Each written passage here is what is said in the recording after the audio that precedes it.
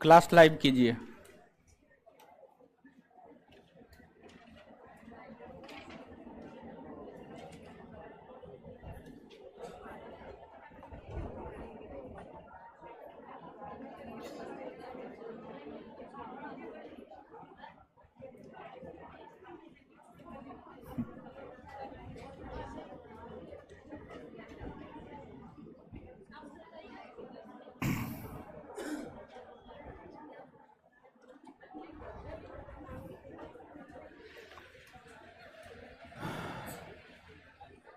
चलिए इधर कीजिए इसको, कमेंट को।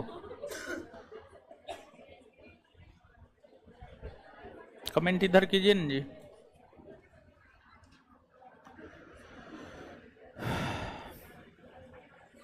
गगन सिंह, हाँ लाइव हो गए हैं। साइंस का कौन सा बुक फॉलो करे? जो बैच में दिया जाता है।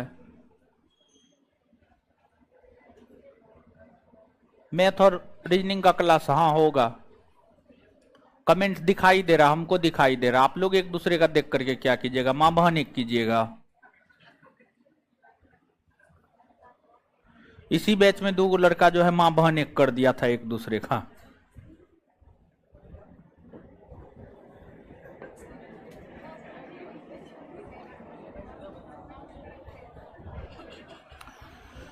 चलिए आ जाइए।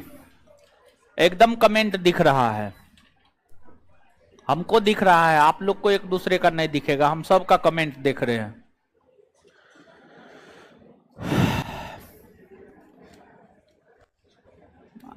आ जाइए। अब क्या पढ़ा रहे थे? पढ़ाना है आज हम लोगों को मौर्य साम्राज्य। ठीक है, मौर्य साम्राज्य।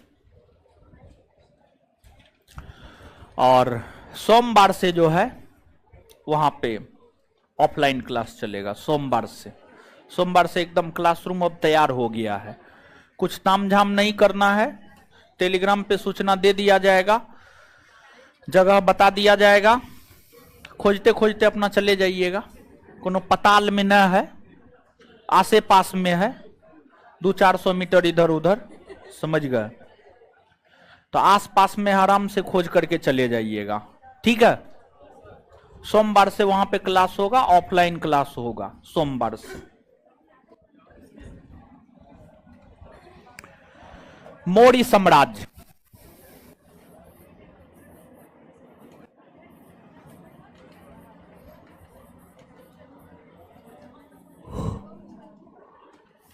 गुनगुनाना बंद कीजिए, अब मुंह बंद कीजिए। अब आइए बोर्ड पे।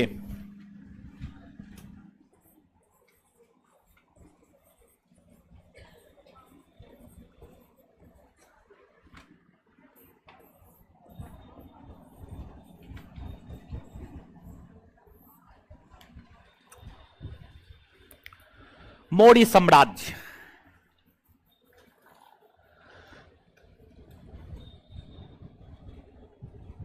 मौर्य साम्राज्य का शासन 322 ईस्वी पूर्व से 185 ईस्वी पूर्व के बीच रहा है। 322 ईस्वी पूर्व से 185 ईस्वी पूर्व के बीच मौर्यों का शासन रहा है। कुल मिलाकर के जब आप जोड़ेंगे घटाएंगे तो लगभग 137 वर्षों तक मौर्यों का शासन रहा है। इस अवधि के दौरान चंद्रगुप्त मौर्य से लेकर वृद्धरथ तक, चंद्रगुप्त मौर्य, बिंदुसार, अशोक, कुणाल, दशरथ, ये सभी शासकों ने मौर्य साम्राज्य के अंतर्गत शासन किया। मौर्य साम्राज्य के अंतर्गत शासन करने वाले इन राजवंशों में, इन शासकों में जो सबसे महान शासक हुए वे आपको अशोक हुए। जो सबसे महान शासक हुए वे कौन हुए? अशोक हुए।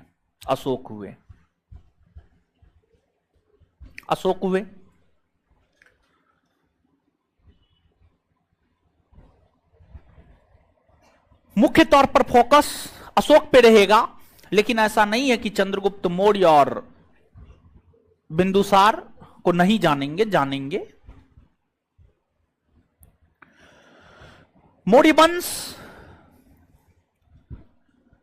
को जानने के क्रम में मुख्य फोकस तो अशोक रहेगा। अशोक थोड़ा बड़ा है, बाद बाकी जो है देखेंगे तो और भी चीजों को। सबसे पहले मौर्य वंश के विषय में जानकारी के स्रोत क्या क्या है। मौर्य साम्राज्य के विषय में जानकारी के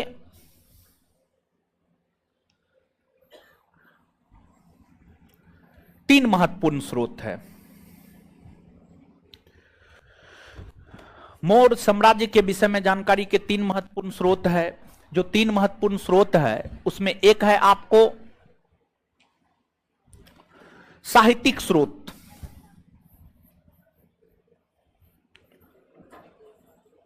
साहित्यिक स्रोत। दूसरा है आपको विदेशी यात्रियों का विवरण।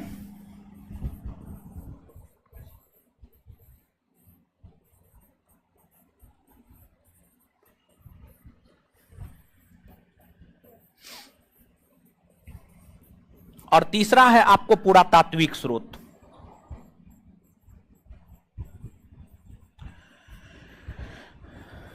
तीसरा है पुरातात्विक स्रोत। तीसरा पुरातात्विक स्रोत है, बतियाना ना है, चश्मा फोड़ देंगे, एक थप्पड़ मारेंगे ना चश्मा फूट जाएगा। मौर्य साम्राज्य के विषय में जानकारी के यही तीन स्रोत है, साहित्यिक, विदेशी यात्रियों का विवरण और पुरातात्विक स्रोत। साहित्यिक स्रोत के अंतर्गत, साहित्यिक स्रोत के अंतर्गत जो है आपको साहित्य सब आते हैं, जैसे कौटिल्य का अर्थशास्त्र, विशाख दत्त का मुद्रा राक्षस, पतंजलि का महाभाष्य। इसके अलावे बौद्ध साहित्य और जैन साहित्य भी हमें मौर्यों के विषय में जानकारी प्रदान करता है। बौद्ध साहित्य और जैन साहित्य भी हमें मौर्यों के विषय में जानकारी प्रदान करता है। और बौद्ध साहित्य इसलिए हमें मौर्यों के विषय में जानकारी प्रदान करता है क्योंकि मौर्य वंश के शासकों ने बौद्ध धर्म को अपनाया। क्योंकि मौर्य वंश के शासकों ने बौद्ध धर्म को अपनाया। मौर्य वंश के शासक अशोक ने, मौर्य वंश के शासक दशरथ ने बौद्ध धर्म को अपनाया। और इसलिए मौर्य साहित्य हमें मौर्यों के इसलिए बौद्ध साहित्य हमें मौर्यों के विषय में जानकारी प्रदान करता है। फिर मौर्य शासकों ने जो बौद्ध धर्म को अपनाया है उस विषय में जानकारी दीपवंश, महावंश जैसे बौद्ध साहित्य देते हैं। दीपवंश, महावंश जैसे बौद्ध साहित्य जो है जानकारी प्रदान करता है। दिव्यावदान, ये सब बौद्ध साहित्य है जो हमें मौर्यों के विषय में जानकारी प्रदान करता है। फिर आपको मौर्य वंश के संस्थापक शासक चंद्रगुप्त मौर्य था। चंद्रगुप्त मौर्य जैन धर्म को मानता था, इसलिए जैन साहित्य भी, जैसे जैन साहित्य कल्पसूत्र हो गया, जैन साहित्य परिशिष्ट पर्व हो गया जिसकी रचना हेमचंद्र ने की है, कल्पसूत्र की रचना भद्रबाहु ने की है। यह सब भी हमें मौर्यों के विषय में जानकारी प्रदान करता है। और इतना ही नहीं बल्कि पुराण, जिसकी संख्या टोटल 18 है। उपनिषद 108, पुराण 18, वेदांग 6, वेद 4, संस्कार 16, जैन धर्म में पापों की संख्या 18।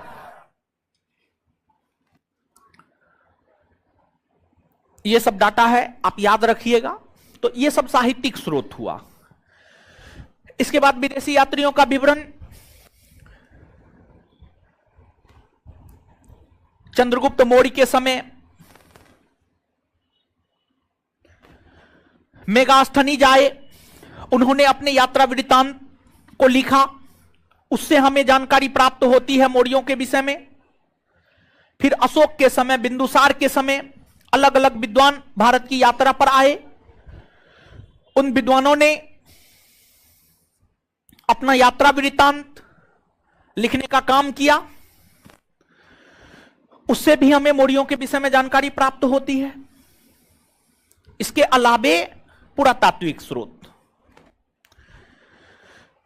पुरातात्विक स्रोत की अगर हम बात करें तो जो पुरातात्विक स्रोत है, पुरातात्विक स्रोत के अंतर्गत खुदाई से जो वस्तु की प्राप्ति हुई है वही सब पुरातात्विक स्रोत के अंतर्गत आता है। और खुदाई से जो वस्तु की प्राप्ति हुई है वह हमें मिला है, जैसे अभिलेख मिले हैं, सिक्के मिले हैं, भवन मिले हैं, महल मिला है। ये जो तमाम चीज खुदाई से प्राप्त हुआ है, ये तमाम चीज भी हमें मौर्यों के विषय में जानकारी प्रदान करता है। और ध्यान रहे कि पिछले क्लास में हम लोग भारत के ऊपर होने वाले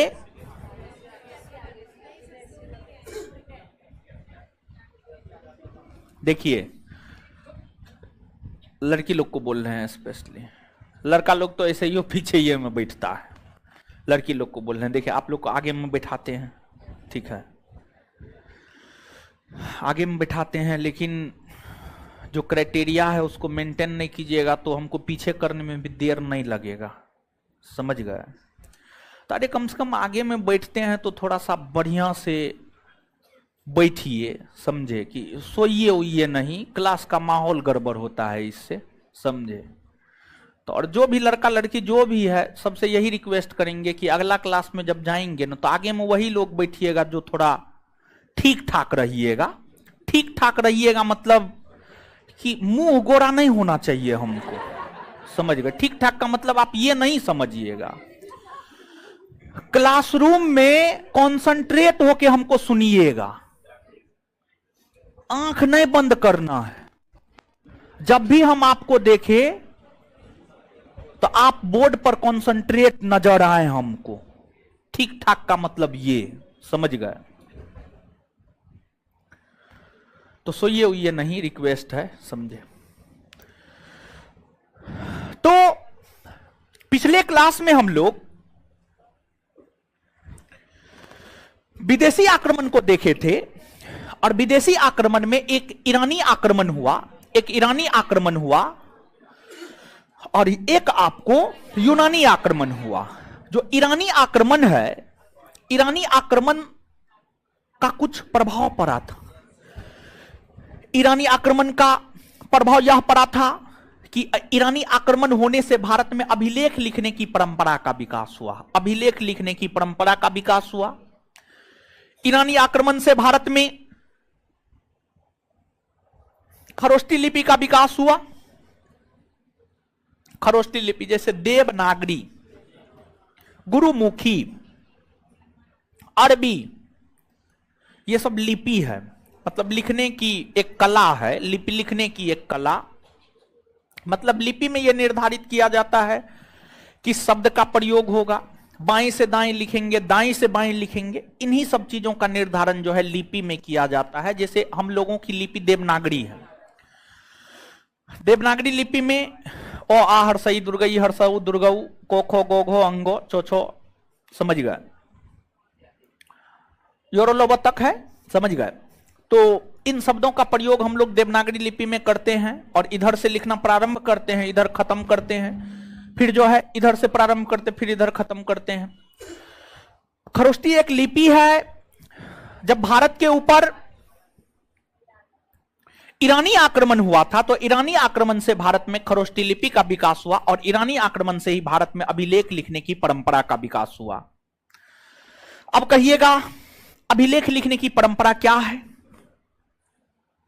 देखिए, आज के जो शासक है, आज के जो शासक है आज के शासक हमारे सीएम, हमारे पीएम को, जनता को कुछ कहना होता है तो रेडियो पर आ जाते हैं, टेलीविजन पर आ जाते हैं, अखबार में ऐड दे देते हैं। उस समय ना तो अखबार चलता था, ना रेडियो था, ना टेलीविजन था। अब उस समय जब ये सब चीज नहीं था, उस समय जब ये सब चीज नहीं था, तो आपको शासक क्या करते थे, बड़ा बड़ा पत्थर का टुकड़ा, बड़े बड़े पत्थर के टुकड़ा पर अपना आदेश लिख देते थे कि हम अशोक अपनी जनता से आग्रह करते हैं कि हमारी जनता पशुओं की हत्या ना करे।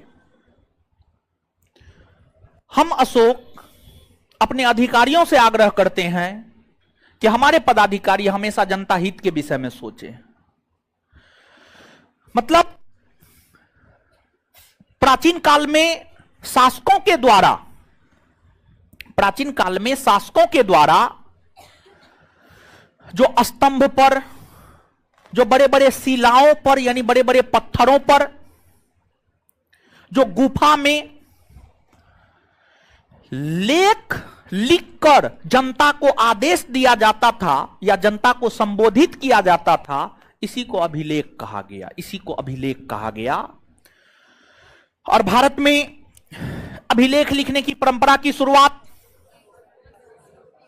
मौर्य काल में हुई, और मौर्य काल में उस अभिलेख लिखने की परंपरा का विकास महान मौर्य सम्राट अशोक ने किया था। महान मौर्य सम्राट अशोक ने किया था, और खुदाई से अशोक के अभिलेख मिले हैं, उससे भी हमें मौर्यों के विषय में जानकारी प्राप्त होता है। ये तो हमने आपके साथ इस बात की चर्चा की है कि मौर्यों के विषय में जानकारी के स्रोत क्या क्या हैं, किन किन चीजों से हमें मौर्यों के विषय में जानकारी प्राप्त होता है, किन किन चीजों से हमें मौर्यों के विषय में जानकारी प्राप्त होता है। अब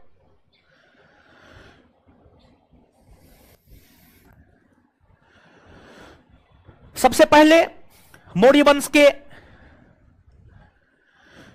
राजनीतिक इतिहास को जानेंगे, और फिर प्रशासनिक, सामाजिक, आर्थिक, धार्मिक, न्यायिक, इन चीजों को जानेंगे। और किसी भी राजवंश के, जब हम शासक के विषय में, किसी भी राजवंश के, किसी भी राजवंश के जब हम शासक के विषय में जानते हैं, तो वही उस राजवंश का राजनीतिक इतिहास होता है। मतलब हम राजनीतिक इतिहास के विषय में जानने जा रहे हैं, मतलब हम मौर्य वंश के शासकों के विषय में जानने जा रहे हैं, मौर्य वंश के शासकों के विषय में हम लोग जानने जा रहे हैं।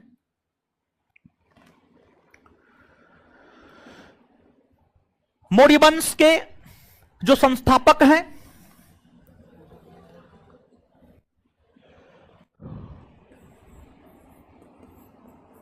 वह आपको चंद्रगुप्त मौर्य है।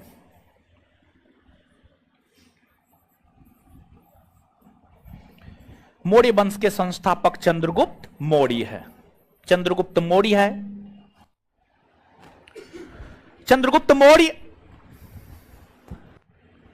मूलतः उत्तर प्रदेश के पिपली वन का रहने वाला था। उत्तर प्रदेश का पिपली वन।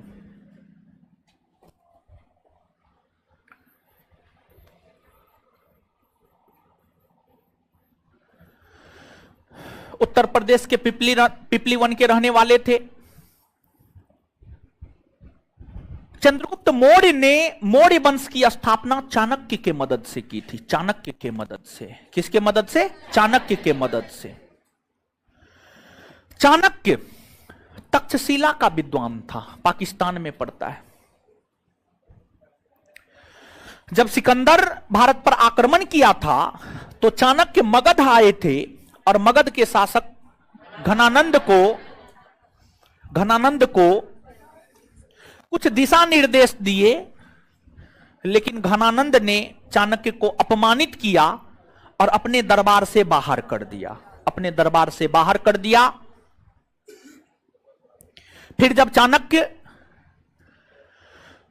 अपने साम्राज्य को वापस लौट रहे थे, चाणक्य जब अपने साम्राज्य को वापस लौट रहे थे, अपने देश वापस लौट रहे थे,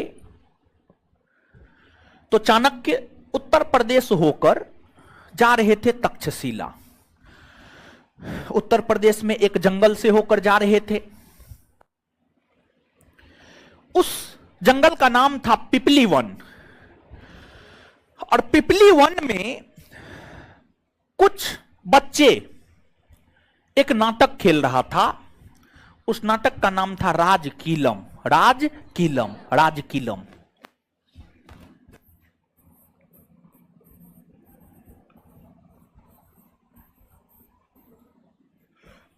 राजकीलम नामक नाटक खेल रहे थे इस पिपली वन में कुछ बच्चे, और उन बच्चों में जो चंद्रगुप्त मौर्य था वो राजा की भूमिका अदा कर रहा था, राजा की भूमिका अदा कर रहा था, राजा की भूमिका। और जब वे राजा की भूमिका अदा कर रहे थे तो चाणक्य बगल से गुजर रहे थे, तो चाणक्य जो है उस नाटक को देखने लगे। चाणक्य जब नाटक को देखे तो चाणक्य को यह एहसास हुआ कि यह जो बच्चा है, यह बच्चा तो वास्तविक राजा नहीं है, लेकिन राजा में जो गुण होना चाहिए वो गुण इस बच्चा में है।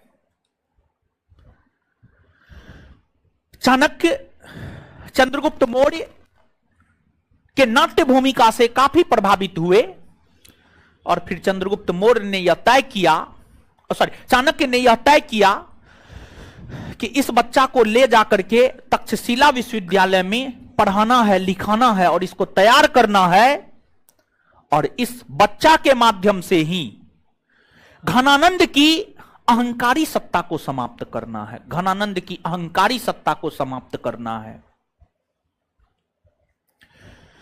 और फिर चाणक्य चंद्रगुप्त मौर्य की माता मूरा, चंद्रगुप्त मौर्य की माता का नाम था मूरा, और इसलिए चंद्रगुप्त मौर्य ने जो वंश स्थापित किया उसको मौर्य वंश नाम दे दिया गया। चाणक्य मूरा से मिले और मूरा को कहे कि यह बच्चा आप हमको दे दीजिए, इस बच्चा को हम भारत का सबसे बड़ा सम्राट बनाना चाहते हैं। उसकी माता को लगा ही मजाक कर रहा है, लेकिन चाणक्य रिक्वेस्ट किए तो उनकी मां मान गई, और फिर चाणक्य उस बच्चा को लेकर तक्षशिला वापस लौटे, और तक्षशिला में हर विद्या से, हर कला से चंद्रगुप्त मौर्य को अवगत करवाए। हर विद्या की शिक्षा चंद्रगुप्त मौर्य को चाणक्य ने तक्षशिला विश्वविद्यालय में दी, और तक्षशिला विश्वविद्यालय में चंद्रगुप्त मौर्य को तैयार किया गया। उसमें साम, दंड, भेद, हर गुण भरा गया। और ऐसा कहा जाता है, कुछ इतिहासकार ऐसा कहते हैं, इसमें सच्चाई है या नहीं हमको नहीं पता है, वनडे परीक्षा में पूछेगा नहीं, बस जानकारी के लिए बोल रहे हैं। कुछ इतिहासकार ऐसा कहते हैं कि चाणक्य चंद्रगुप्त मौर्य को सिकंदर की सेना में भेजा था, और कुछ दिन तक चंद्रगुप्त मौर्य सिकंदर की सेना में भी रहे हैं। अब इसमें कितनी सच्चाई है हमको नहीं पता है। कुछ इतिहासकार ऐसा कहते हैं और कुछ इतिहासकार कहते हैं ना, ऐसी बात नहीं है। तो मतलब इतिहासकार ही दो मत में हैं, तो कुछ भी स्पष्ट कहना सही नहीं होगा यहां पर कि थे या नहीं थे। खैर ये पूछेगा भी नहीं, ये कहां से पूछेगा, पूछने का कोई सवाल पैदा नहीं होता है। एक से बढ़कर एक बेहतर क्वेश्चन है, इससे बढ़िया से बढ़िया। तो जो आपको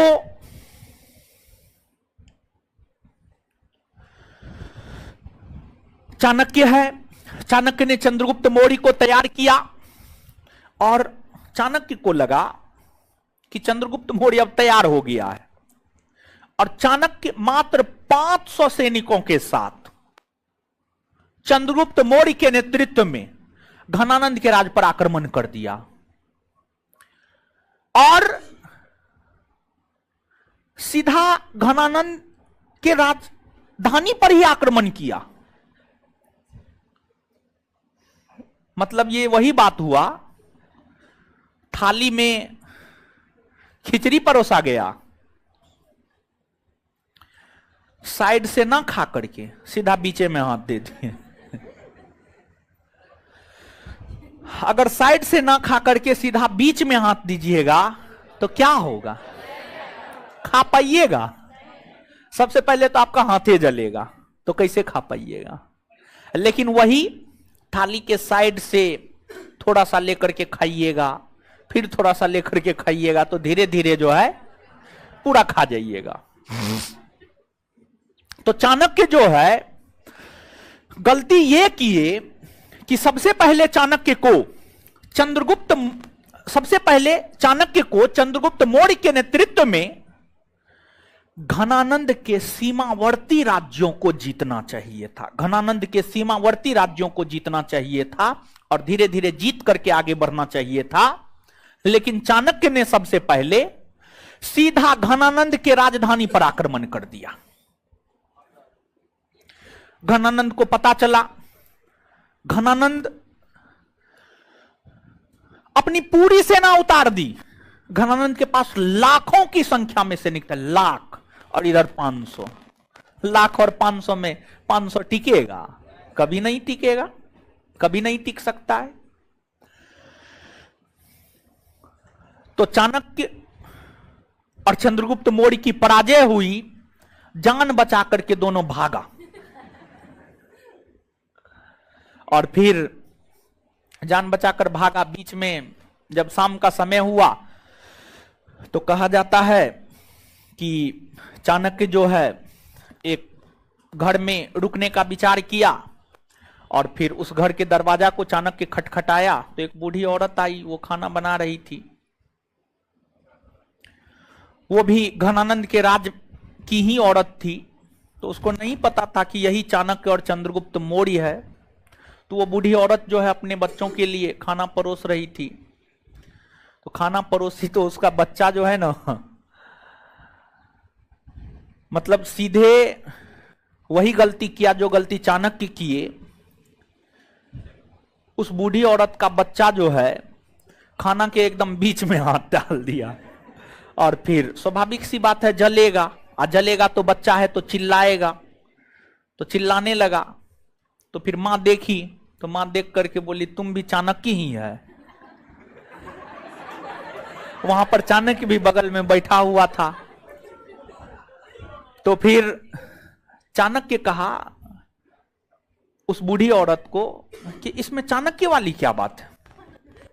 तो बूढ़ी औरत समझाई चाणक्य को कि चाणक्य को होना चाहिए कि घनानंद से सब कोई त्रस्त था, सब कोई चाहता था घनानंद मर जाए, खत्म हो जाए, उसका राज खत्म हो जाए।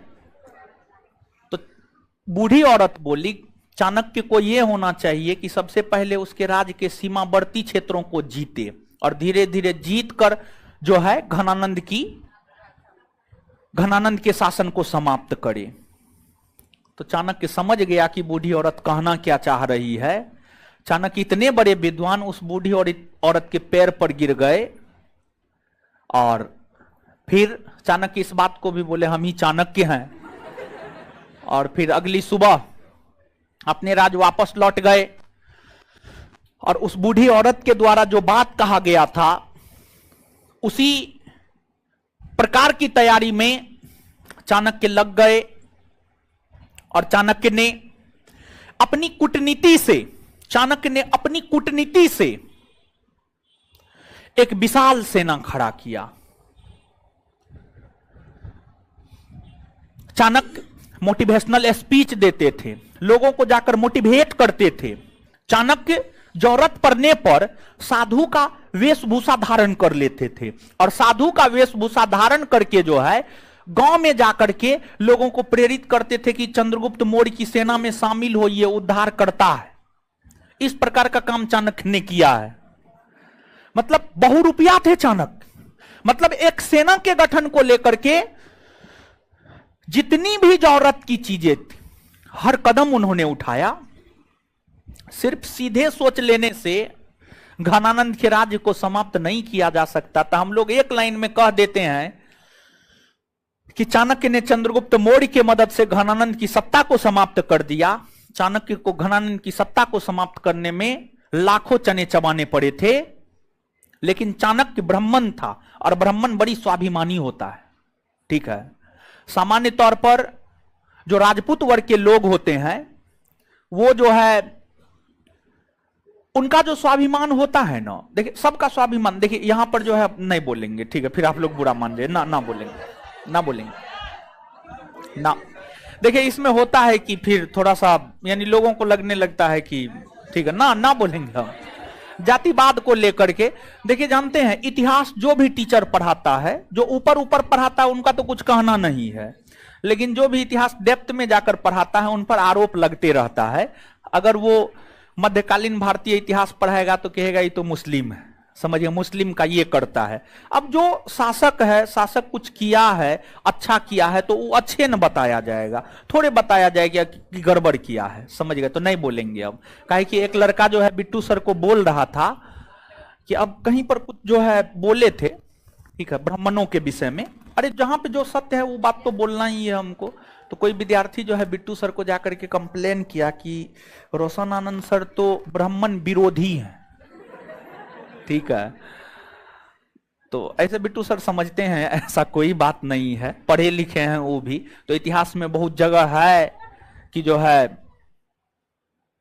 ब्राह्मण सब ऐसा काम किया है जो कि उनको नहीं करना चाहिए था, समझ गए।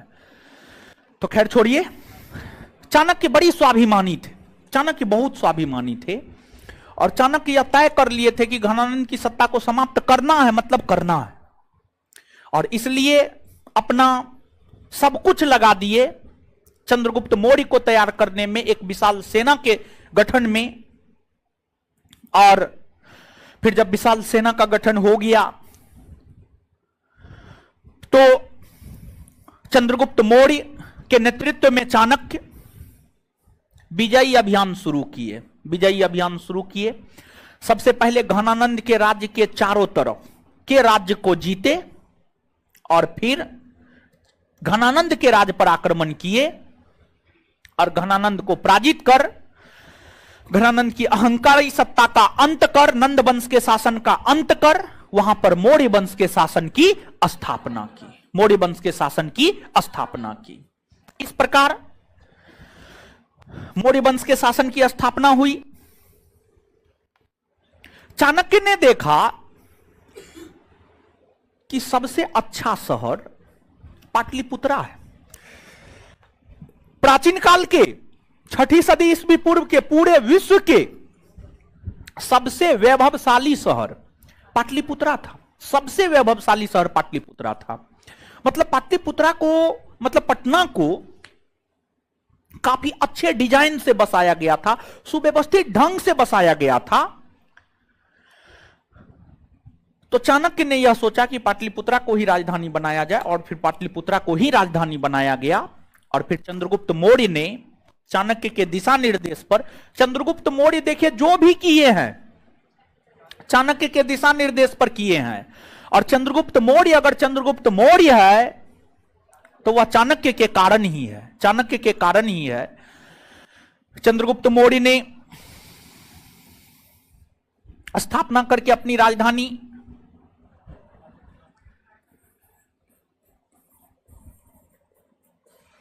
पाटलिपुत्रा को बनाया।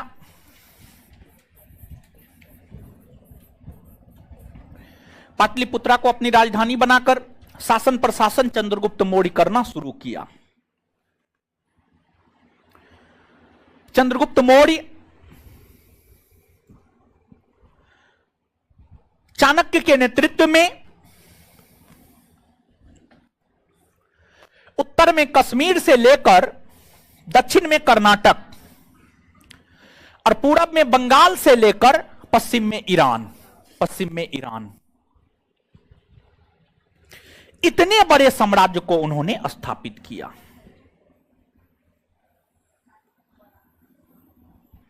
इतने बड़े साम्राज्य को उन्होंने स्थापित किया। उनके साम्राज्य में कश्मीर भी था, पंजाब भी था, हरियाणा भी था, राजस्थान भी था, गुजरात भी था, मध्य प्रदेश, महाराष्ट्र, कर्नाटक, तेलंगाना, छत्तीसगढ़, ओडिशा, बिहार, झारखंड, बंगाल, उत्तर प्रदेश, सब था। टोटल। क्या इससे पहले आप सुने हैं कि इतना बड़ा साम्राज्य किसी शासक का था प्राचीन भारतीय इतिहास में? ना। अगर होता तो हम तो जिक्र करते। तो चाणक्य की मदद से चंद्रगुप्त मौर्य ने एक विशाल साम्राज्य को स्थापित किया, और इतना विशाल साम्राज्य स्थापित चंद्रगुप्त मौर्य सिर्फ और सिर्फ चाणक्य की मदद से कर पाए। इसलिए चंद्रगुप्त मौर्य को प्रथम भारतीय साम्राज्य निर्माता शासक कहा जाता है। यूपीपीसीएस का पूछा हुआ क्वेश्चन है, भारत का प्रथम साम्राज्य निर्माता शासक किसे कहा जाता है? तो उत्तर होगा चंद्रगुप्त मौर्य।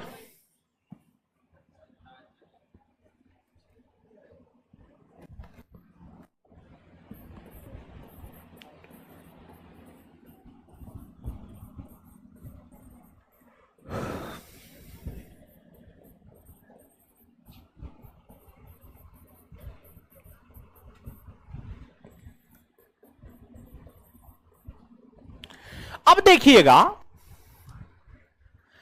कि एक चीज पूछा जाता है, क्या जानते हैं? सर्वप्रथम किस भारतीय शासक ने बंगाल को जीतकर अपने राज्य में मिलाया?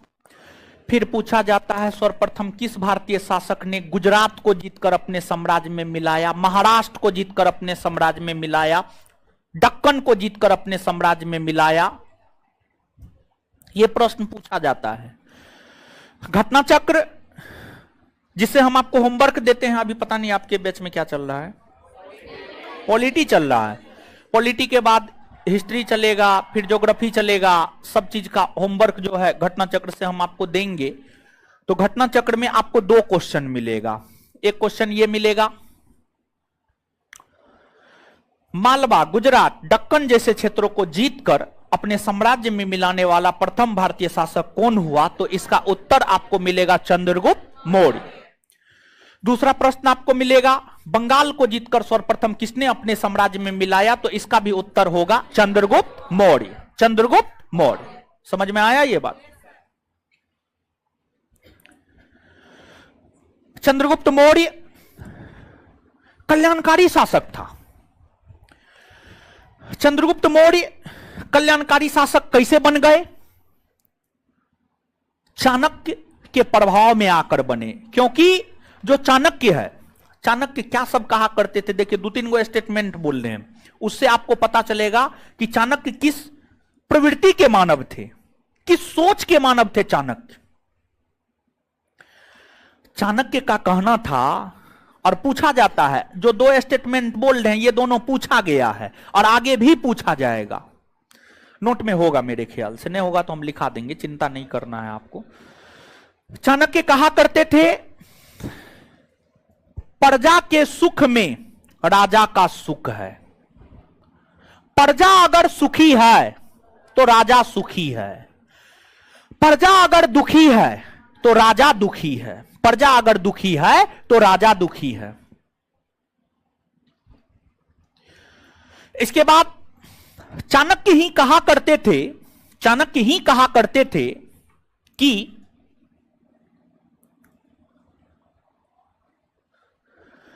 अगर राजा दरबार में रहे, अगर राजा दरबार में उपस्थित रहे तो उन्हें बेवजह जनता को इंतजार नहीं करवाना चाहिए, प्रजा को इंतजार नहीं करवाना चाहिए।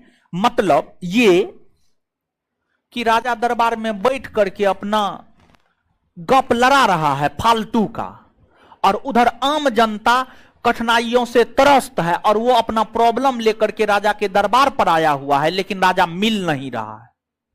ऐसा नहीं होना चाहिए।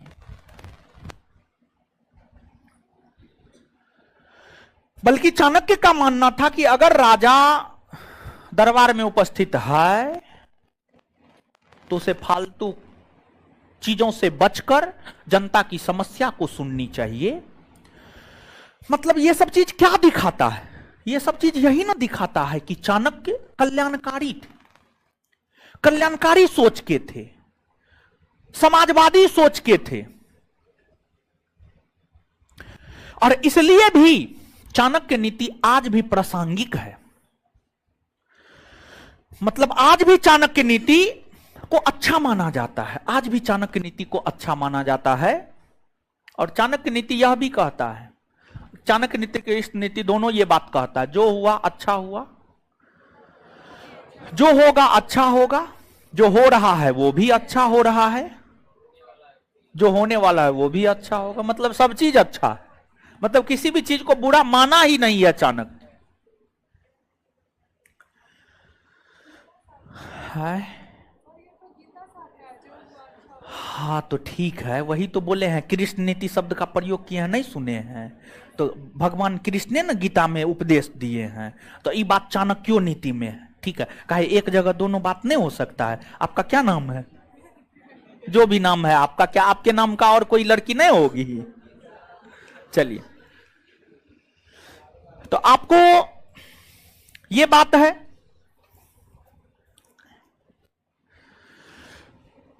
इतने बड़े साम्राज्य को स्थापित करने में चाणक्य को इतने बड़े साम्राज्य को स्थापित करने में चंद्रगुप्त मौर्य को बहुत ज्यादा युद्ध नहीं लड़ना पड़ा था। बहुत सारे राजा तो चंद्रगुप्त मौर्य की सेना की संख्या देख करके ही डर जाता था, लाखों की संख्या में सेना हुआ करता था, घुटने टेक देता था, आत्मसमर्पण कर देता था। तो बहुत ज्यादा युद्ध इनको नहीं लड़ना पड़ा। और ध्यान रहे कि एगो महास्थान अभिलेख है, महास्थान अभिलेख, महास्थान अभिलेख। और जो महास्थान अभिलेख है वह हमें जानकारी प्रदान करता है कि चंद्रगुप्त मौर्य ने बंगाल को जीतकर अपने साम्राज्य में मिलाया था। और फिर एक तमिल ग्रंथ है, उसका नाम है अहनानूर और मुरनानूर, अहनानूर और मुरनानूर। जो तमिल ग्रंथ अहनानूर और मुरनानूर है, अहनानूर और मुरनानूर नामक तमिल ग्रंथ यह जानकारी हमें देता है कि चंद्रगुप्त मौर्य ने दक्षिण भारत को जीतकर अपने साम्राज्य में मिलाया था, दक्षिण भारत को जीतकर अपने साम्राज्य में मिलाया था। और रुद्रदामन का जूनागढ़ या गिरनार अभिलेख है जो यह जानकारी देता है कि चंद्रगुप्त मौर्य ने गुजरात के क्षेत्र में किसानों को सिंचाई सुविधा उपलब्ध करवाने को लेकर सुदर्शन झील का निर्माण करवाया था, सुदर्शन झील का निर्माण करवाया था। और इस सुदर्शन झील का निर्माण चंद्रगुप्त मौर्य ने करवाया। और सुदर्शन झील का पुनर्निर्माण अशोक ने, रुद्रदामन ने, स्कंदगुप्त ने, अशोक ने, रुद्रदामन ने, स्कंदगुप्त ने, ये सभी शासकों ने सुदर्शन झील का मरम्मत करवाया या पुनर्निर्माण करवाया। और वही सुदर्शन झील का निर्माण चंद्रगुप्त मौर्य करवाए थे। अगर वे कल्याणकारी शासक नहीं होते तो क्या किसानों को सिंचाई सुविधा उपलब्ध करवाने हेतु वो सुदर्शन झील बनवाते? नहीं। मतलब उनके द्वारा बनवाए गए सुदर्शन झील इस बात का प्रतीक है कि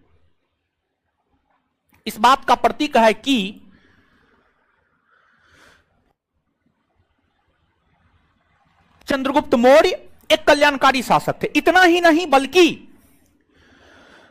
अकाल के समय, अकाल जैसे हमारे मोदी जी, जब आपको लॉकडाउन लगा तो ना कुछ तो 5-5 किलो अनाज दिए ना। ये कोनो कम बड़ी बात थोड़ी है।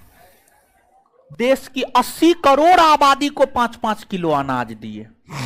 मतलब इसी से आप अनुमान लगा लीजिए भारत की आबादी 140 करोड़, 80 करोड़ आबादी को 5-5 करोड़ अनाज मिला, मतलब भारत कितना गरीब है, अनुमान लगाइए आप।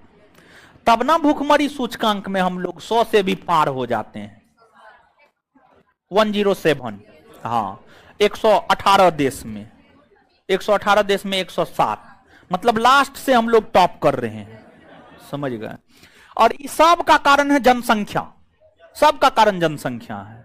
अब शादी ब्याह कर लेता, बच्चा पैदा करते रहता है, समझ गए। उसका भी एक सीमा न होना चाहिए जी, मैक्सिमम एगो, ठीक है। बहुत हुआ एगो संतान, लड़का हो या लड़की। चलिए सुनिए, तो आप लोग महाराज ये सब काम मत कीजिएगा। इन समाज के चक्कर में एगो बेटी हो गई तो फिर नहीं बेटा होवे करेगा दूसरा में। और हमारे एगो अंकल हैं,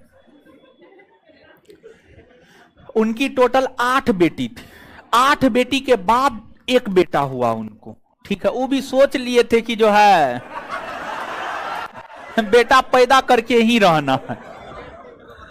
2 गो जिसमें डेथ कर गई, 6 गो है और एक बेटा है, समझे। तो ये सब चक्कर में लोग समाज के चक्कर में फालतू का पगलाता है। देखिए मानव स्वार्थी है, मानव जन्म से स्वार्थी है, बेटा हो या बेटी सब स्वार्थी है, सब स्वार्थी है। टोटल मानव प्राणी ही स्वार्थी है। लोगों को लगता है कि बेटा होगा ध्यान रखेगा, वो अपना बीबी का ध्यान नहीं रखेगा, माँ बाप का ध्यान रखने चलता है। और बेटी होगी तो अपना हस्बैंड का ध्यान रखेगी कि माँ बाप का ध्यान रखेगी, समझे। तो इस सब चक्कर में मत पड़िए एकदम। देखिए ऐसा अपने आप को बना लीजिए ना, ऐसा अपने आप को बनाइए अटल जी के तरह, कोई ना होते हुए भी सब हो। अटल जी को कौन चीज का कमी था जी, है? जब उनका देहावसान हो गया, पूरा देश रोड पे आ गया। ऐसा बनाइए अपने आप को, समझ गए। तो अब आगे आइए, क्या बोल रहे तो कहां चले गए। हाँ, तो कुल मिलाकर के जो है हम आपको ये बात बता रहे थे, कल्याणकारी शासक थे और उनके कल्याणकारी होने का कारण चाणक्य की नीतियां थी, चाणक्य की नीतियां थी। जब साम्राज्य विस्तार कर रहे थे चंद्रगुप्त मौर्य, तो इस दौरान चंद्रगुप्त मौर्य का मन थोड़ा बहुत बहकता भी था, लेकिन चाणक्य उसको लाइन पे ले आते थे। और चाणक्य जैसे गुरु होने के बावजूद चंद्रगुप्त मौर्य की 3 बीबी, 3 गो कन्या थी, 3 गो, एगो ने 3 गो किया। दुर्धरा, हेलेना या कॉर्नेलिया, चंद्र नंदनी, ये 3 गो बीबी थी चंद्रगुप्त मौर्य की। हेलेना कहिए कार्नेलिया कहिए, दोनों एक ही बात है, दोनों अलग अलग नहीं है, ठीक है। दुर्धरा, हेलेना या कार्नेलिया और चंद्र नंदनी, ये 3 बीबी थी चंद्रगुप्त मौर्य की। चंद्रगुप्त मौर्य जब भारत के उत्तरी पश्चिमी भाग में साम्राज्य विस्तार कर रहे थे, उत्तरी पश्चिमी भाग में साम्राज्य विस्तार कर रहे थे, तो भारत के उत्तरी पश्चिमी भाग को सिकंदर जीत कर गया था। और सिकंदर जो है ये वाला एरिया सेल्यूकस निकेटर को दे दिया था। ये वाला एरिया जो है सिकंदर के सेनापति सेल्यूकस निकेटर के अधीन था, सिकंदर के सेनापति सेल्यूकस निकेटर के अधीन था। चंद्रगुप्त मौर्य ने भारत के उत्तरी पश्चिमी भाग पर आक्रमण किया। चंद्रगुप्त मौर्य का युद्ध 305 ईस्वी पूर्व में, 305 ईस्वी पूर्व में चंद्रगुप्त मौर्य का युद्ध सेल्यूकस निकेटर के साथ हुआ। इस युद्ध में चंद्रगुप्त मौर्य ने सेल्यूकस निकेटर को पराजित कर दिया। कुछ इतिहासकार तो ऐसा लिखते हैं कोई युद्ध नहीं हुआ था, सेल्यूकस निकेटर का औकात था चंद्रगुप्त मौर्य के साथ युद्ध करने का, नहीं था औकात। लेकिन कुछ इतिहासकार लिखते हैं ना युद्ध हुआ था, 305 ईस्वी पूर्व में हुआ था। और ध्यान रहे आपका कंपटीशन ये प्रश्न पूछा है, अब दरोगा ने पूछा, जरूरी थोड़े है कि सब क्वेश्चन दरोगे पूछते। कोई परीक्षा ये प्रश्न पूछा है कि चंद्रगुप्त मौर्य और सेल्यूकस निकेटर के बीच युद्ध कब हुए हैं, तो आंसर होगा 305 ईस्वी पूर्व में। इस युद्ध में चंद्रगुप्त मौर्य की जीत हुई, सेल्यूकस निकेटर की हार हुई, और फिर इस युद्ध के बाद सेल्यूकस निकेटर और चंद्रगुप्त मौर्य के बीच समझौता हुआ। इस समझौता में चंद्रगुप्त मौर्य ने 500 हाथी, 500 हाथी चंद्रगुप्त मौर्य सेल्यूकस निकेटर को देने की बात कही और दिया भी। और उस समय जो मगध साम्राज्य था, मगध साम्राज्य हाथी के लिए प्रसिद्ध था। हाथी युद्ध में काम आता था, और जो हाथी होता था, हाथी पर बैठ करके सेनापति युद्ध भूमि का निरीक्षण करता था कि किधर हमारे सैनिक जीत रहे हैं, किधर हार रहे हैं। इतना ही नहीं, बड़े बड़े किला को तोड़ने में, बड़े बड़े दरवाजा को ध्वस्त करने में हाथी का प्रयोग किया जाता था। और मगध का क्षेत्र उस समय हाथियों के लिए प्रसिद्ध था, हाथियों के लिए मगध का क्षेत्र प्रसिद्ध था। चंद्रगुप्त मौर्य संधि समझौता के तहत 500 हाथी सेल्यूकस निकेटर को दिया।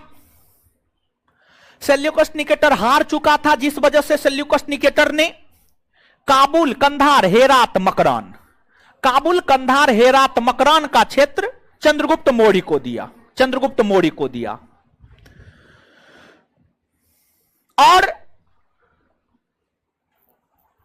सेल्यूकस निकेटर ने अपनी पुत्री हेलेना या कॉर्नेलिया का विवाह चंद्रगुप्त मौर्य के साथ करवाया। और चंद्रगुप्त मौर्य के साथ जब विवाह करवाया अपनी पुत्री का, तो दहेज के रूप में काबुल, कंधार, हेरात, मकरान दिया था। काबुल, कंधार, हेरात, मकरान दहेज के रूप में दिया था।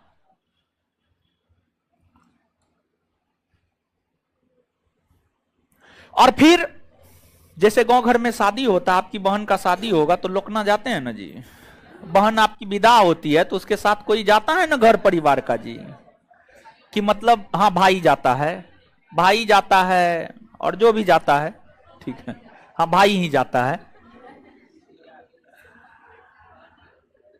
और इसलिए भाई जाता है ताकि नया नया जगह जा रही है तो वहां पे सब तो अननोन लोग ही होंगे। जिस घर में 20 साल, 22 साल, 25 साल गुजारे हैं, वो घर का तो याद सताएगा ही सताएगा, समझ गए? तो आप समझ गए होंगे हम क्या बोलना चाह रहे हैं, समझ गए?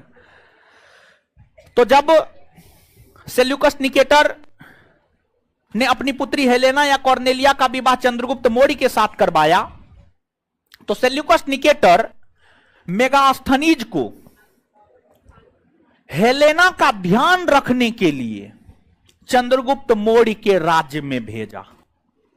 और मेगास्थनीज हेलेना या कॉर्नेलिया का ध्यान रखने के लिए ही आया हुआ था।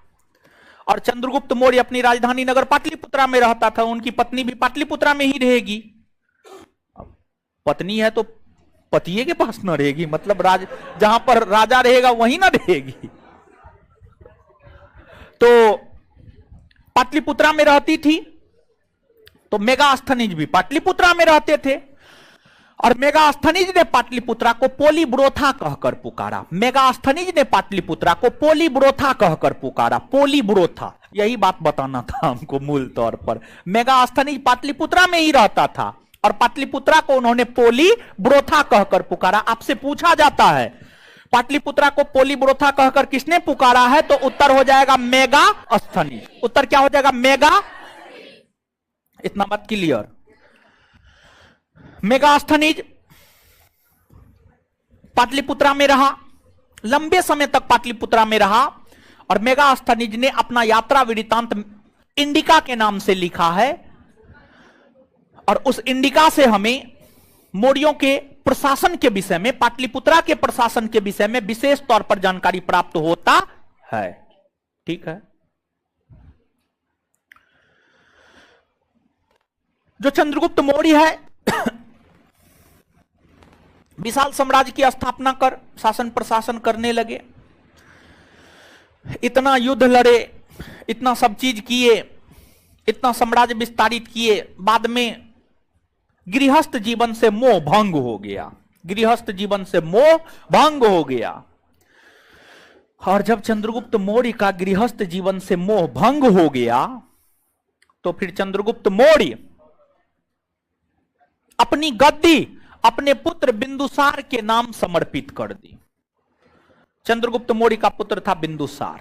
चंद्रगुप्त मौर्य ने बिंदुसार को कहा, अब हम आपको गद्दी दे देते हैं, सन्यासी बन जाते हैं। और फिर चंद्रगुप्त मौर्य सन्यासी बन गए। सन्यासी बनने के बाद चंद्रगुप्त मौर्य ने जैन धर्म को अपनाया, जैन धर्म को अपनाया। और चंद्रगुप्त मौर्य जैनी गुरु भद्रबाहु से दीक्षा ली, जैन धर्म की दीक्षा ली, जैनी गुरु भद्रबाहु से जैन धर्म की दीक्षा ली। और जब भद्रबाहु से जैन धर्म की दीक्षा ली तो स्वाभाविक सी बात है कि वो दिगंबर संप्रदाय को मानते होंगे, क्योंकि भद्रबाहु दिगंबर संप्रदाय के संस्थापक थे, दिगंबर संप्रदाय के संस्थापक थे। अर्थात चंद्रगुप्त मौर्य दिगंबर संप्रदाय को मानते थे। और चंद्रगुप्त मौर्य उत्तर भारत छोड़कर, घर परिवार मोह माया, पत्नी बीबी बच्चा सबको छोड़कर दक्षिण भारत आ गए, कर्नाटक आ गए। और उन्होंने अपने जीवन का अंतिम समय कर्नाटक में ही गुजारा। उन्होंने अपने जीवन का अंतिम समय कर्नाटक में ही गुजारा, कर्नाटक के सरवनबेलगोला में गुजारा। जैन धर्म का उन्होंने प्रचार प्रसार किया। साथ ही साथ जैन विद्वानों के रहने हेतु उन्होंने मठ भी बनाया, जिस जैन मठ को बसदी कहा गया, बसदी, बसदी कहा गया। तो विशेष तौर पर दक्षिण भारत में और कर्नाटक के क्षेत्र में चंद्रगुप्त मौर्य द्वारा स्थापित जैन मठ को बसदी कहा गया। क्या कहा गया? बसदी। और फिर जैन धर्म में भूखे प्यासे रहकर, जो जैन धर्म है, जैन धर्म में भूखे प्यासे रहकर प्राण का त्याग किया जाता है, भूखे प्यासे रहकर प्राण का त्याग किया जाता है। और जो जैन धर्म में भूखे प्यासे रहकर प्राण का त्याग किया जाता है, इसे संलेखना या संथारा विधि कहा जाता है। संलेखना या संथारा, संलेखना या संथारा, संलेखना या संथारा विधि कहा जाता है। और जो संलेखना या संथारा विधि है, इस विधि से ही चंद्रगुप्त मौर्य ने कर्नाटक के सरवनबेलगोला में अपना अंतिम समय गुजारते हुए प्राण का त्याग कर दिए, प्राण का त्याग कर दिए। और ये जो चंद्रगुप्त मौर्य है, चंद्रगुप्त मौर्य को सेंड्रोकोटस भी कहा जाता है, एंड्रोकोटस भी कहा जाता है। चंद्रगुप्त मौर्य को सेंड्रोकोटस जस्टीन नामक विद्वान ने कहा, जस्टीन। और प्लूटार्क ने इन्हें एंड्रोकोटस कहा, एंड्रोकोटस कहा। और एक विद्वान था विलियम जॉन्स, विलियम जॉन्स ने कहा कि ये जो सेंड्रोकोटस एंड्रोकोटस है ना, ये कोई दूसरा ना है, चंद्रगुप्त मौर्य का ही नाम है सेंड्रोकोटस एंड्रोकोटस। मतलब सेंड्रोकोटस एंड्रोकोटस की पहचान चंद्रगुप्त मौर्य से विलियम जॉन्स नामक विद्वान ने की है, विलियम जॉन्स नामक विद्वान ने की है। अब देखिएगा यहां पर आप, जो चंद्रगुप्त मौर्य है, चंद्रगुप्त मौर्य ने तो गद्दी बिंदुसार के नाम कर दी, तो स्वाभाविक सी बात है चंद्रगुप्त मौर्य का उत्तराधिकारी बिंदुसार बने होंगे, और बिंदुसार बने भी। तो आगे बिंदुसार को देखेंगे, लेकिन उससे पहले चंद्रगुप्त मौर्य के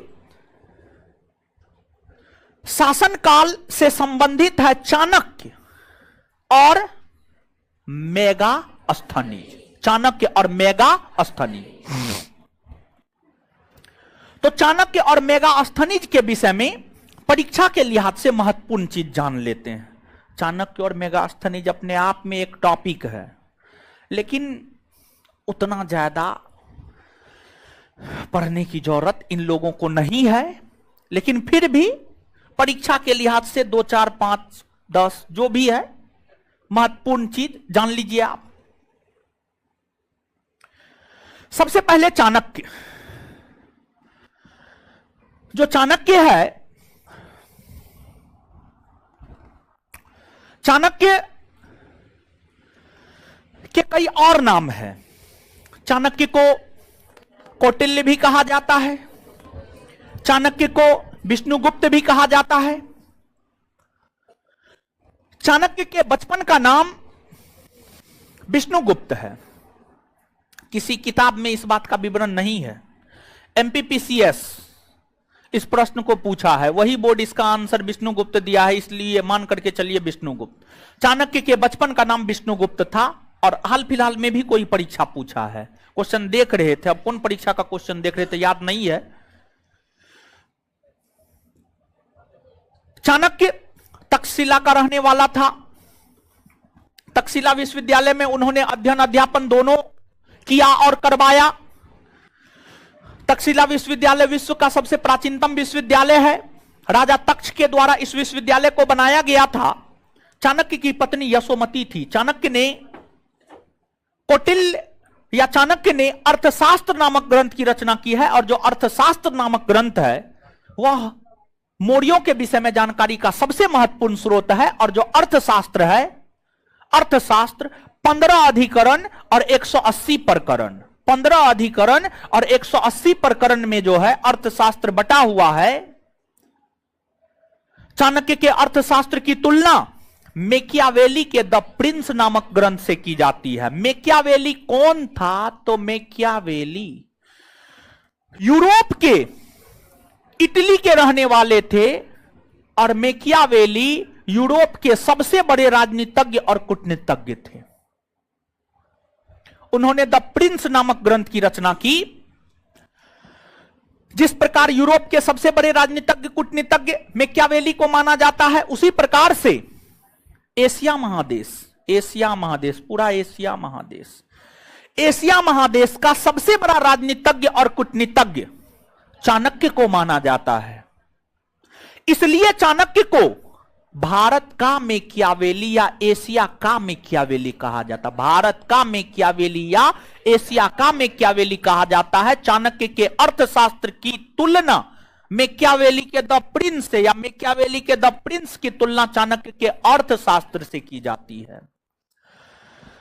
चाणक्य ने अपने अर्थशास्त्र में राज्य में बेहतर ढंग से शासन प्रशासन चलाने को लेकर साप्तांग सिद्धांत का जिक्र किया। साप्तांग सिद्धांत, जैसे इसको ऐसे समझिएगा, अभी जो हमारा संविधान है,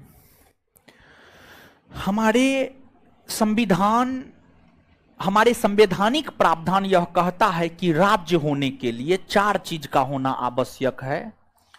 क्षेत्रफल, जनसंख्या, राजा, सरकार, संप्रभुता। क्षेत्रफल, जनसंख्या, सरकार, संप्रभुता, ये 4 चीज है, मतलब राज्य है। वैसे ही चाणक्य यह कहे अपने अर्थशास्त्र के माध्यम से कि राज्य में बेहतर ढंग से शासन प्रशासन चलाने को लेकर 7 चीजों का होना आवश्यक है। 7 60 मत समझिएगा, 60 नहीं, 6 के बाद 7, 6 के बाद 7 7 चीजों का होना आवश्यक है, जिसे सप्तांग सिद्धांत कहा गया। इस सप्तांग सिद्धांत में उन्होंने कहा राज्य का होना आवश्यक है, मतलब क्षेत्रफल।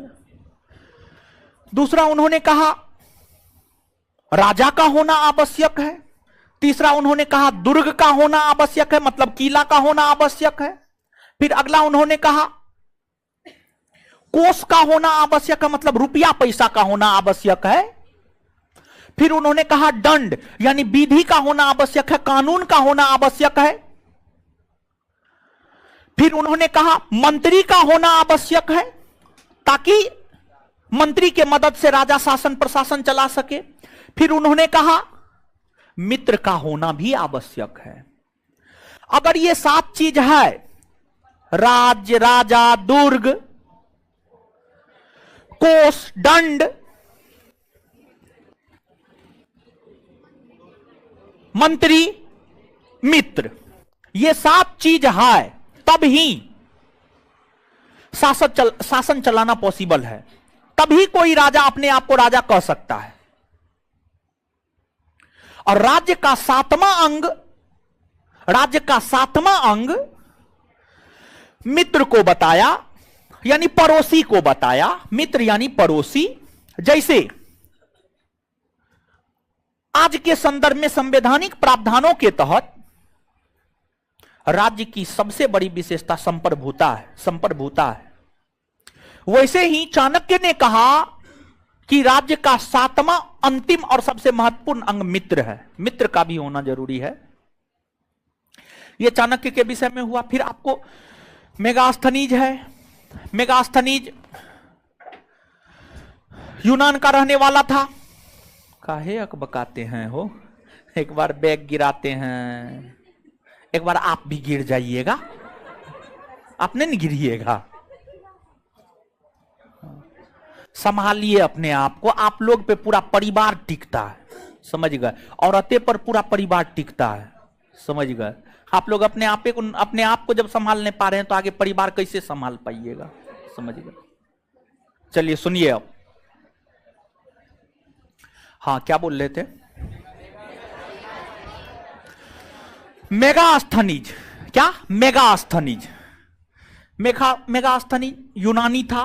सेल्यूकस निकेटर का राजदूत बनकर पाटलिपुत्रा आया, पाटलिपुत्रा में रहा, पाटलिपुत्रा को पोलिब्रोथा कहा, इंडिका लिखा। मेगास्थनीज ने भारतीय समाज को 7 वर्गों में बांटा था। भारतीय समाज को 7 वर्गों में बांटा था। मतलब उनका कहना था कि भारत में 7 वर्ग के लोग रहते हैं। भारत में किसान रहते हैं, दार्शनिक रहते हैं, अहीर रहते हैं, किसान रहते हैं, कारीगर रहते हैं, निरीक्षक रहते हैं, सैनिक रहते हैं। यही सब 7 वर्ग के लोगों की चर्चा उन्होंने की। और साथ ही साथ उन्होंने यह भी कहा कि जो भारत के लोग हैं वो लिखने की कला से अवगत नहीं है। भारत के लोग को लिखने नहीं आता है। भारत के लोगों को लिखने नहीं आता है, वो लिखने की कला से अवगत नहीं है। ये बात मेगास्थनीज ने कहा, जो कि गलत बात है।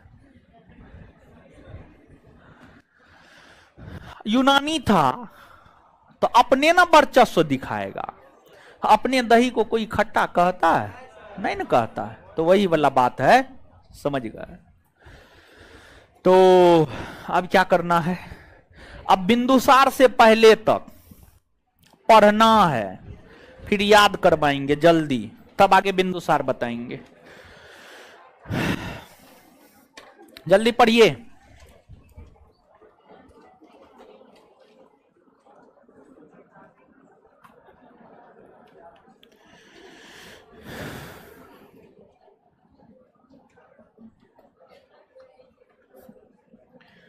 लड़का सब ऐसे मैसेज करेगा ना, क्योंकि मेरी जिंदगी का सवाल है। सर प्लीज,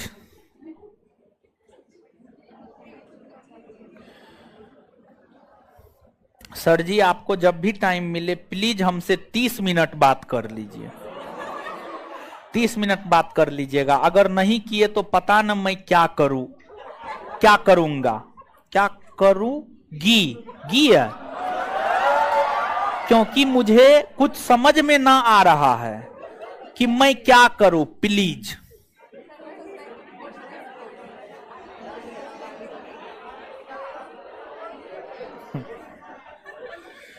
ऐसा ऐसा बहुते मैसेज आता है।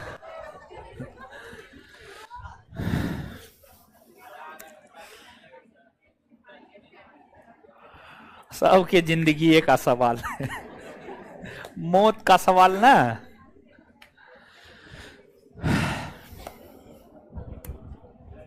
जानते हैं बड़ी समस्या है हो। हम समस्या सुनते हैं ना, ठीक है, हर किसी को समस्या है। एगो बात बताते हैं।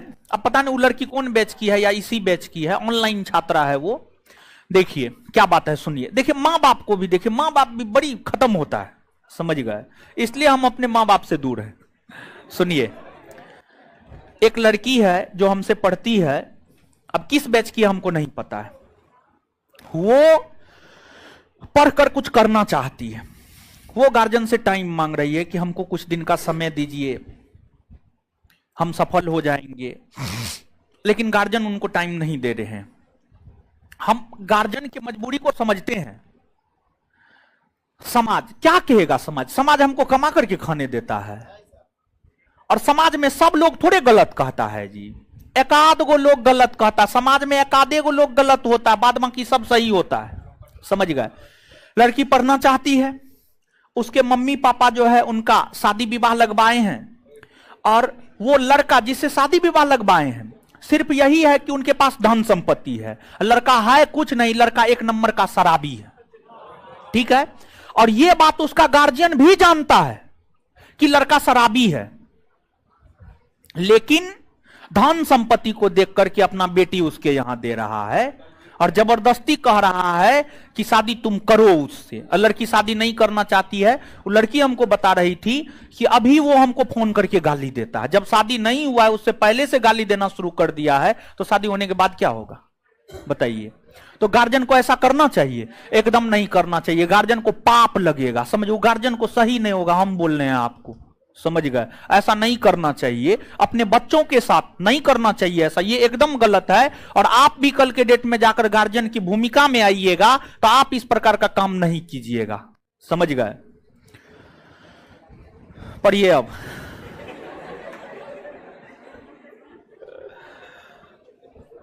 हम जानते हैं, हम एकदम, हमसे अगर कोई पूछता है ना, मेरा अपना कोई क्या करना है, हम बोलते जो करना है वो करो, हमसे जितना मदद ले सकता है लो। मेरा भाई है, बोला क्या करेंगे, बोले जो करना है करो, हम पैसा देने के मालिक का पैसा देते हैं, जो करना है करो, अपने मन से करो। ठीक है? उसको हम बांधेंगे काहे के लिए? सबका अपना अपना जीवन है जी। ठीक है? जीवन सबका अपना है, अपने तरीका से जिंदगी को जिए। समझिएगा? किसी के दबाव प्रेशर में मत आइए। भले शादी हो गया, हस्बैंड है, तो उससे कोई मतलब ना है। समझिए? मतलब है एक सीमा तक मतलब है। समझ गए? अब हस्बैंड है तो हम उसका गुलाम थोड़े हो गए ना। कहिएगा भड़काते हैं। गार्जियन के खिलाफ भड़का रहे, पैसों देना बंद हो जाएगा। तो विद्रोह नहीं करना है आप लोग को, स्पेशली जो शादीशुदा लोग हैं। समझ गए? फिर भी कभी कभी स्वयं डिसीजन भी लेना चाहिए। ठीक है? हाँ, अच्छा डिसीजन, पॉजिटिव निगेटिव सब चीज सोच करके। पढ़िए पढ़िए पढ़िए।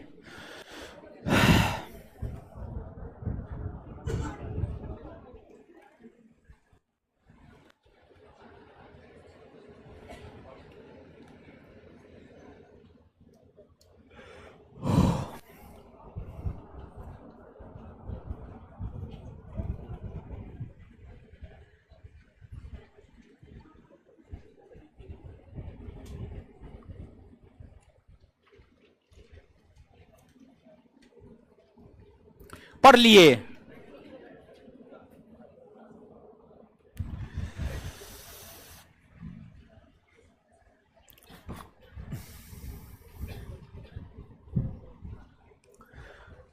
पढ़ लिए हो? जल्दी पढ़िए ना।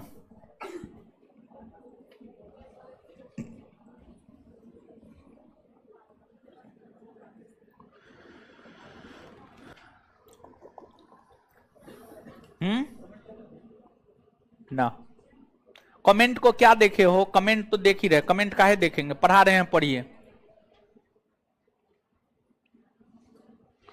नोट्स नहीं है तो नोट्स जाके खरीदिए, नोट्स नहीं है तो हम क्या करें? कमेंट देखने हम आए हैं कि हम पढ़ाने आए? हम पढ़ाने आते हैं, पढ़ाने दीजिए हमको, कमेंट वमेंट नहीं देखेंगे।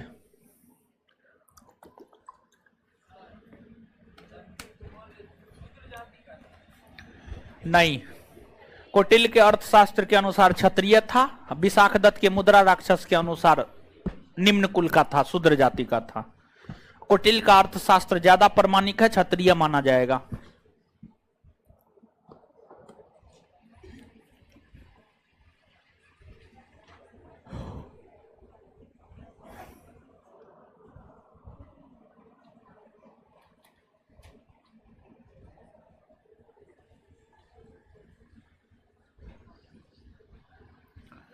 कितना टाइम लगेगा आप लोग को? हो गया?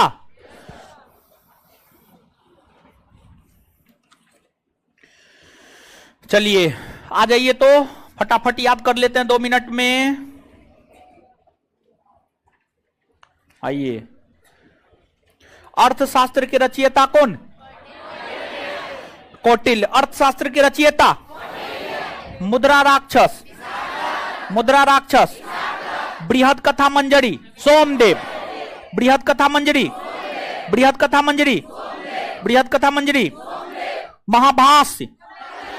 महाभाष्य? महाभाष्य?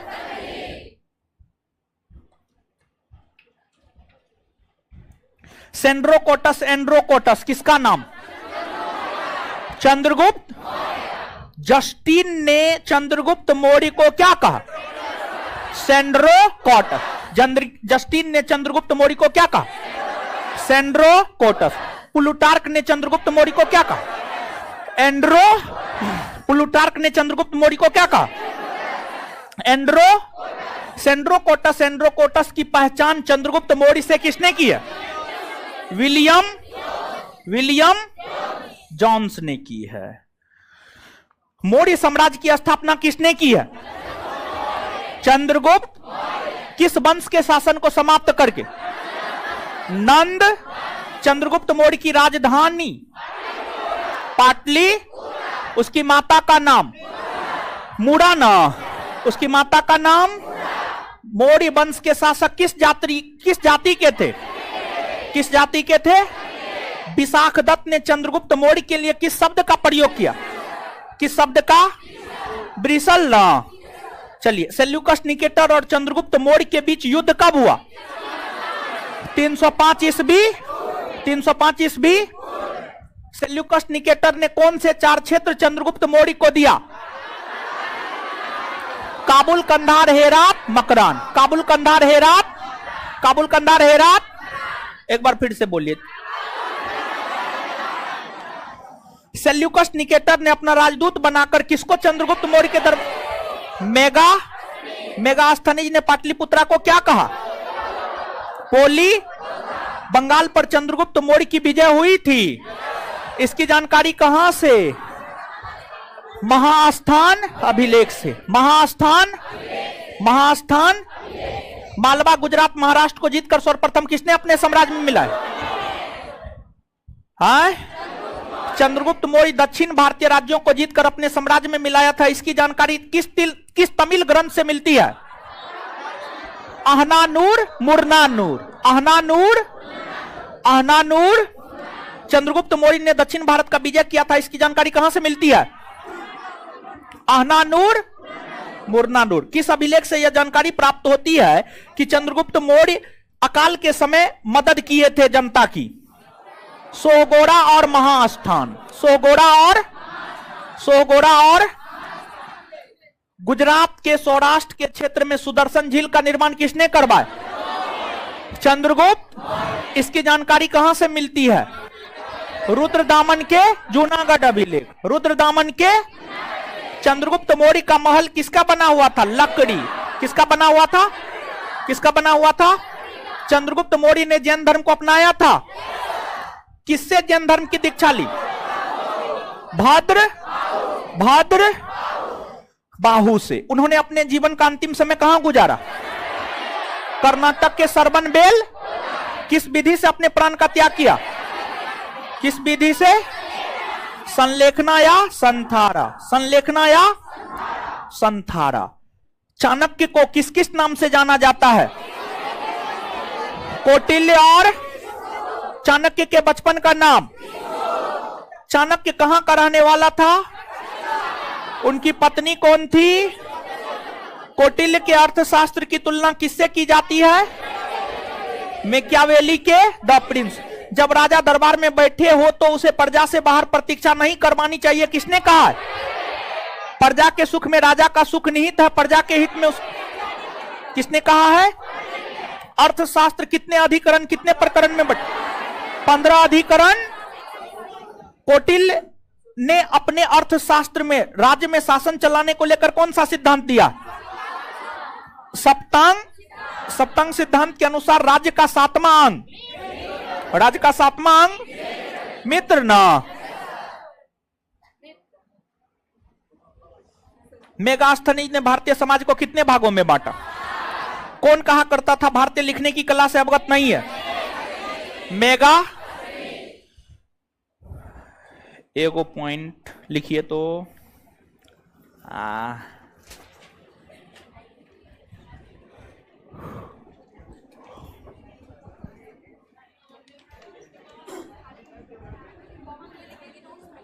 कहीं भी लिखिए ना, लिखिए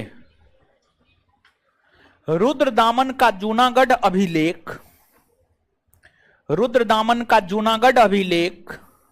क्लास समाप्त होने के 5 मिनट के बाद काटा कीजिए। रुद्रदामन का जूनागढ़ अभिलेख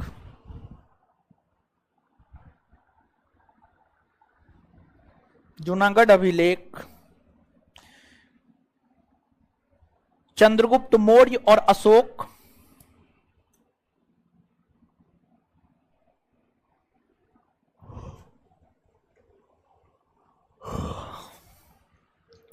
चंद्रगुप्त मौर्य और अशोक रुद्रदामन के जूनागढ़ अभिलेख में, रुद्रदामन के जूनागढ़ अभिलेख में चंद्रगुप्त मौर्य और अशोक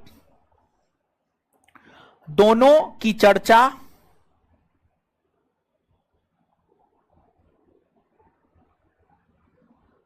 देखने को मिलती है, दोनों की चर्चा देखने को मिलती है, दोनों की चर्चा देखने को मिलती है, दोनों की चर्चा देखने को मिलती है। हो गया।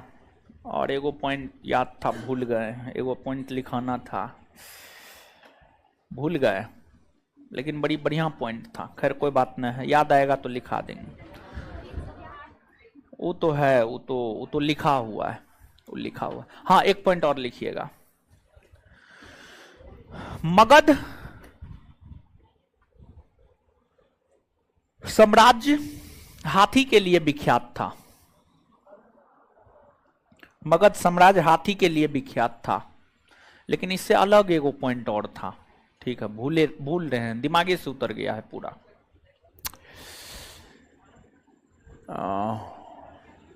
मगध साम्राज्य हाथी के लिए प्रसिद्ध था।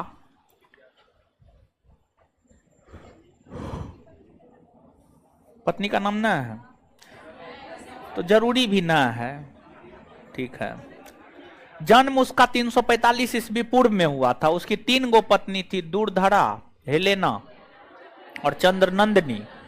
और जो हेलेना या कॉर्नेलिया है वही सबसे पहले यूनान से साड़ी पहनकर आई थी, समझ गए? साड़ी पहनकर वही सबसे पहले आई थी, और फिर उसके बाद ही भारत में साड़ी पहनने की प्रथा का प्रचलन हुआ, समझ गए? तो ये सब बात नहीं लिखना है महाराज, एगो लाइन लिखिए। लेकिन चंद्रगुप्त मौर्य का जन्म 345 ईस्वी पूर्व में हुआ था।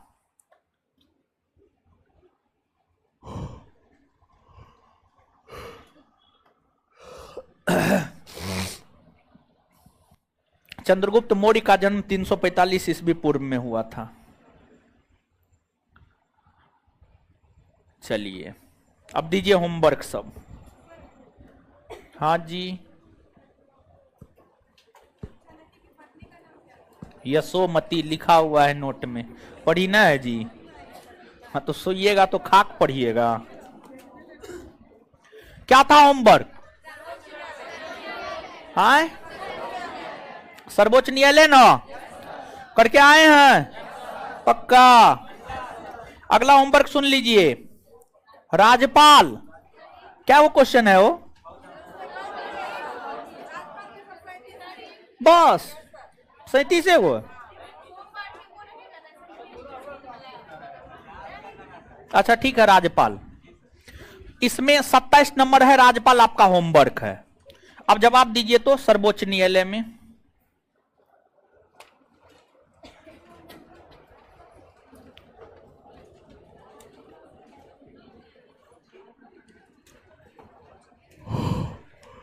चश्मा बोला, उठिए उधर, लड़की के जस्ट पीछे उठ जाइए।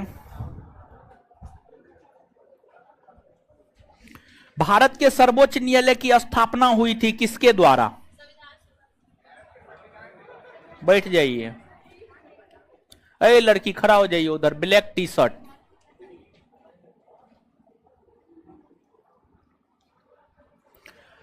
इधर इधर इधर देखिए। भारतीय सर्वोच्च न्यायालय में न्यायाधीशों की नियुक्ति कौन करता है? कौन करता है? राष्ट्रपति। बैठ जाइए। ए खड़ा होइए।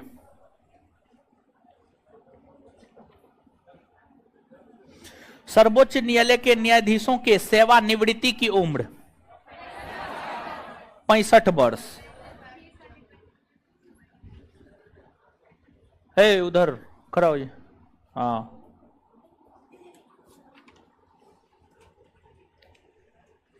भारत के कार्यवाहक मुख्य न्यायाधीश की नियुक्ति कौन करता है?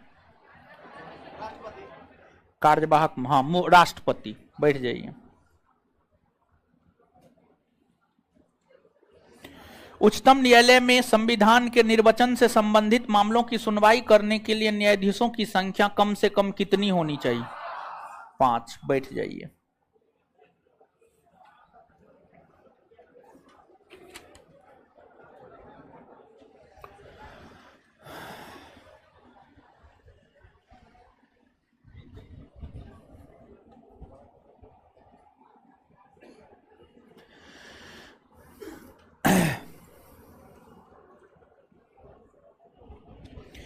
किस वाद में उच्चतम न्यायालय ने संविधान के मूल ढांचे का सिद्धांत प्रतिपादित किया?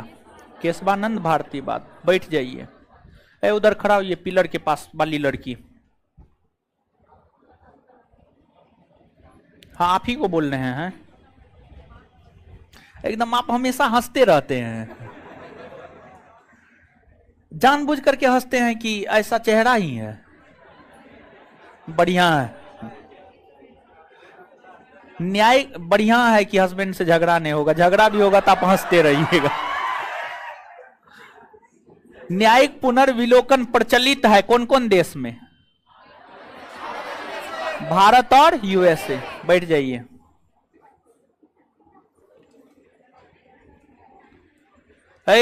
रेड टी शर्ट खड़ा हो जाइए।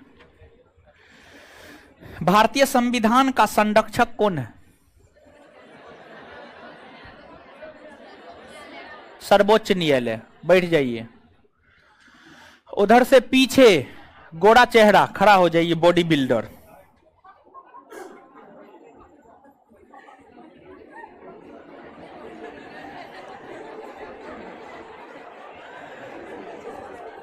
संविधान के अंतर्गत उच्चतम न्यायालय से विधि के प्रश्न पर राय लेने को किसको अधिकार है? राष्ट्रपति को। बैठ जाइए। इधर टोपी वाले खड़े हो जाइए। हाँ ठीक है।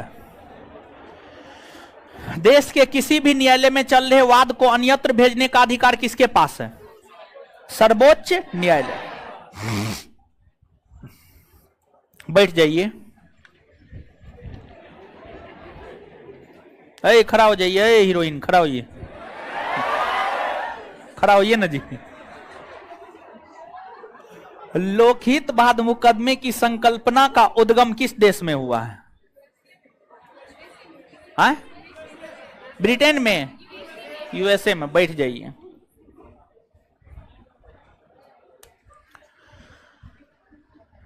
आप लोग भी हैं? अरे टकलू खड़ा हो जाइए इधर से, रेड टी शर्ट के पीछे। उच्चतम न्यायालय ने निम्नलिखित में से किस मामले में पाया कि सीबीआई एक पिंजराबंद तोता है? कोयला आवंटन घोटालावाद। बैठ जाइए।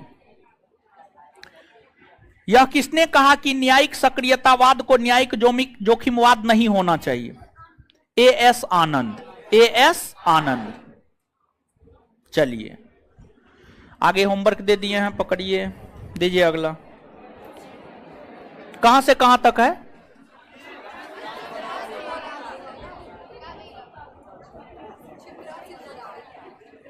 छिपरा से गोदावरी। चलिए उधर इधर इधर इधर इधर लड़की के जस्ट पीछे लड़की के जस्ट पीछे। हाँ,